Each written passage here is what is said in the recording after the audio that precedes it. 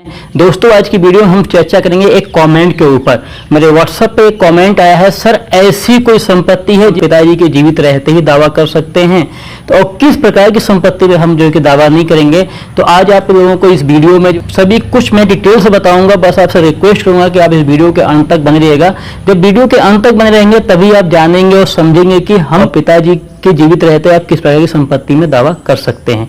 लेकिन आपसे रिक्वेस्ट करूंगा जो भी इस चैनल पर पहली बार आए चैनल को सब्सक्राइब कीजिए, साथ ही बेल नोटिफिकेशन ऑन जरूर कीजिएगा। जब भी हम इस प्रकार का वीडियो अपलोड करें तो उसका नोटिफिकेशन तत्काल आप तक पहुंचे और आप उस वीडियो को देख सकें। और इस वीडियो को देखने के बाद आपके मन में कोई सवाल आता है, अगर आप कुछ पूछना चाहते हैं, वीडियो को फुल वॉच कीजिए, चैनल को सब्सक्राइब करके कॉमेंट बॉक्स में अपने सवालों को डिटेल से लिखिए। डिटेल से लिखने के बाद उसका स्क्रीनशॉट लेके 9456175575 पे व्हाट्सएप कीजिए। आपके कमेंट के बाद आपको तत्काल दिया जाएगा। तो हम आज की वीडियो में डिस्कस करने वाले हैं कि हम किस प्रकार की संपत्ति में पिताजी के जीवित रहते ही दावा कर सकते हैं। तो यहाँ पे हम आपको बताएं, संपत्ति दो प्रकार की होती है, एक पैतृक संपत्ति होती है, एक स्वयं अर्जित संपत्ति होती है। पैतृक संपत्ति को हम पुश्तैनी संपत्ति भी कहते हैं, पैतृक संपत्ति को हम पुश्तैनी संपत्ति भी कहते हैं, और एक स्वयं अर्जित संपत्ति होती है। पैतृक संपत्ति सबसे पहले हम डिस्कस करेंगे। पैतृक संपत्ति कैसी संपत्ति है जो कि 4 पीढ़ियों से चली आ रही है, जैसे आप, आपके पिताजी, फिर आपका दादा और दादा के पिताजी, मतलब परदादा के समय से जो संपत्ति चली आ रही है वो संपत्ति पैतृक संपत्ति होती है। पैतृक संपत्ति कैसी संपत्ति होती है जिसपे बच्चों का जन्म से अधिकार होता है। तो हिंदू उत्तराधिकार संशोधन अधिनियम 2005 आने के बाद में पैतृक संपत्ति में भी बेटों के जैसे ही बेटियों को भी अधिकार दिया गया है। पैतृक संपत्ति कैसी संपत्ति है कि आप पिताजी के जीवित रहते ही पैतृक संपत्ति में आप दावा कर सकते हैं, और पैतृक संपत्ति बेगर आपके अनुमति का बिकेगा भी नहीं। अगर आपके पिताजी पैतृक संपत्ति बेचते हैं तो वो अपने हिस्से की संपत्ति को बेच सकते हैं, ना कि आपके हिस्से की संपत्ति को बेच सकते हैं। तो यहाँ पे आपका सवाल यहाँ पे सवाल का आंसर ये है कि आप पैतृक संपत्ति में पिताजी के जीवित रहते ही दावा कर सकते हैं।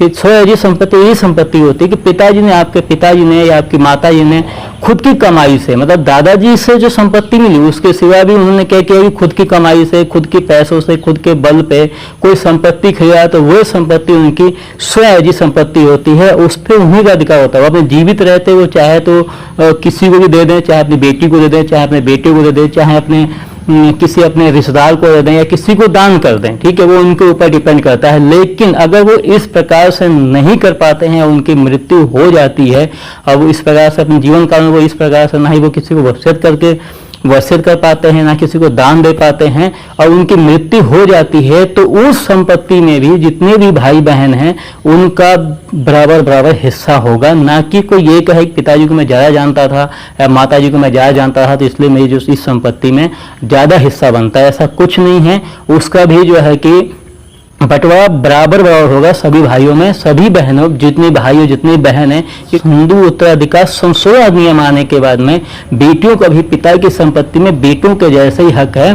तो इसलिए पैतृक संपत्ति हो चाहे स्वयं अर्जित संपत्ति हो, उसमें बेटियों का बराबर हिस्सा होता है। लेकिन पैतृक संपत्ति में आप पिताजी के रहते दावा कर सकते हैं, और स्वयं अर्जित संपत्ति में आप दावा नहीं कर सकते हैं। स्वयं अर्जित संपत्ति में दावा कब करेंगे? जब आपकी माताजी ने अगर उस संपत्ति खरीदा और उन्होंने बेगा वसीयत किए हुए या बेगा किसी को दिए हुए उनकी मृत्यु हो जाती है, तो उस समय आपका उस संपत्ति में पूरा अधिकार होता है। और कैसे अधिकार होता है? अगर 2 भाई हैं तो वो संपत्ति दोनों में बराबर बटेगी। अगर 2 भाई 1 बहन है तो संपत्ति तीनों में बराबर बटेगी। आप ये नहीं कह सकते हैं कि हम बहन को संपत्ति नहीं देंगे। तो शायद आप इस वीडियो में समझ चुके होंगे स्वयं अर्जित संपत्ति और पैतृक संपत्ति, ठीक है।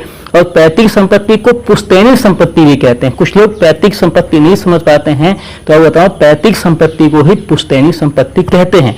तो इस वीडियो में आप शायद समझ चुके होंगे कि पैतृक संपत्ति में पिताजी के जीवित रहते ही आप दावा कर सकते हैं, और स्वयं अर्जित संपत्ति में आप पिता के जीवित रहते दावा नहीं करते हैं। मतलब स्वयं अर्जित संपत्ति हो सकता है आपकी माताजी ने खरीदा हो सकता है पिताजी ने खरीदा हो। पिताजी ने खरीदा है तो उन्होंने अपने नाम पे खरीदा होगा, या माता जी ने खरीदा है तो उन्होंने अपने नाम पे खरीदा होगा, तो उसमें आप दावा नहीं कर सकते हैं। उसमें दावा कब करेंगे? अगर वो बगैर वसीयत किए हुए या बगैर किसी को दान दिए हुए उनकी मृत्यु हो जाती है, तो उस समय आप भाई बहनों में उस संपत्ति का बंटवारा बराबर बराबर होगा। उम्मीद करता हूं यह जानकारी आप लोगों के लिए बहुत अच्छी लगी होगी। अगर जानकारी अच्छी लगी तो वीडियो को लाइक शेयर कमेंट कीजिए, साथ ही चैनल को सब्सक्राइब करना बिल्कुल ना भूलें। मिलते हैं किसी नेक्स्ट वीडियो में किसी बेहतरीन टॉपिक के साथ में, तब तक के लिए जय हिंद।